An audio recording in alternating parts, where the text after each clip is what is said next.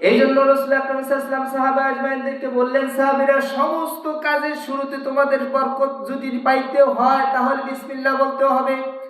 ওয়াজআলনা নাওমাকুম সুবাতা, আল্লাহ যে বান্দার জন্য যে ঘুমটাকে আল্লাহ নিয়ামত হিসেবে দিয়েছেন, এই নিয়ামতটাকে যদি তোমরা পাইতে চাও, এই নিয়ামতটাকে যদি তোমরা পরিপূর্ণভাবে যদি তোমরা আদায় করতে চাও, যদি তৃপ্তি লাভ করতে চাও, তাহলে এই ঘুমের শুরুতেও তোমরা বিসমিল্লাহ পড়ে ঘুমাও, তাহলে এই ঘুমটার মধ্যে তোমরা তৃপ্তি পাবা।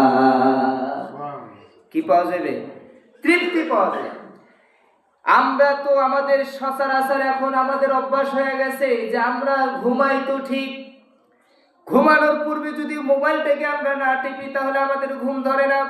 ঘুমানোর পূর্বে আমরা অন্য চিন্তা চেতনা না করলে আমাদের ঘুম ধরে না। ঘুমানোর পূর্বে আমরা অন্য দুনিয়াবি কাজ না করলে আমাদের ঘুম ধরে না। কিন্তু আমাদের চিন্তা চেতনা মনটা যদি থাকতো যে আমি ঘুমানোর পূর্বে বিসমিল্লাহ করে যদি ঘুমাই, তাহলে ওই ঘুমটার মধ্যে আল্লাহ তৃপ্তি দিয়ে দিবেন, আল্লাহ সন্তুষ্ট অর্জন করার জন্য আল্লাহ তৃপ্তি দিয়ে দিবেন। এই চিন্তাটুকু যদি আমরা মানুষের মধ্যে থাকতো, তাহলে আমরা প্রত্যেকে ঘুমানোর পূর্বে আমরা দোয়া করতাম বা বিসমিল্লাহ করতাম। কি ঠিক না?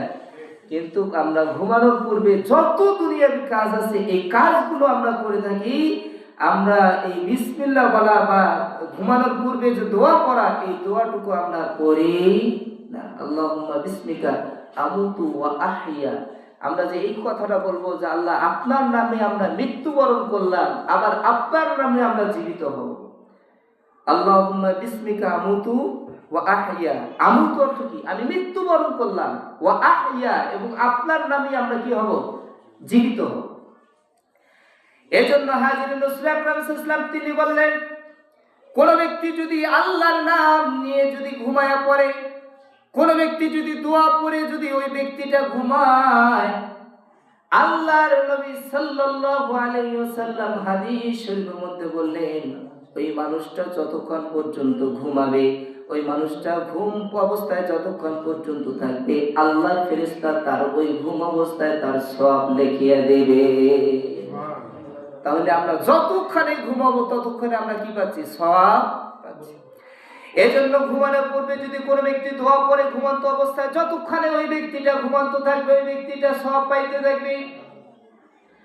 আল্লাহ নবী সাল্লাল্লাহু আলাইহি ওয়াসাল্লাম শুধু তাই না, তিনি আরো বললেন, ওই ব্যক্তিটা যদি ঘুমানোর পূর্বে যদি কালেমা পড়ে ঘুমায়, ঘুমন্ত অবস্থায় যদি ব্যক্তি মৃত্যুবরণ হয়ে যায়, ওই মানুষটা মৃত্যুবরণ হওয়ার কারণে ওই মানুষটা কেমন যেন মৃত্যুবরণের পূর্বে ওই ব্যক্তিটা কালেমা পড়লো।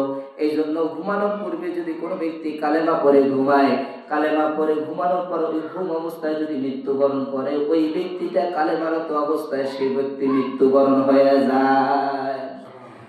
আল্লাহ নবী সাল্লাল্লাহু আলাইহি ওয়াসাল্লাম আরো বললেন, যদি কোনো ব্যক্তি আয়াতুল কুরসি পড়ে ঘুমায়, আয়াতুল কুরসি পড়ে যদি কোনো ব্যক্তি ঘুমায় ঘুমন্ত অবস্থায়, ওই ব্যক্তিটা ঘুমন্ত অবস্থায় যতক্ষণ ঘুমরত অবস্থায় থাকবেন ততক্ষণ পর্যন্ত আল্লাহর ফেরেশতারা ওই ব্যক্তিটাকে পাহারা দিয়ে থাকেন।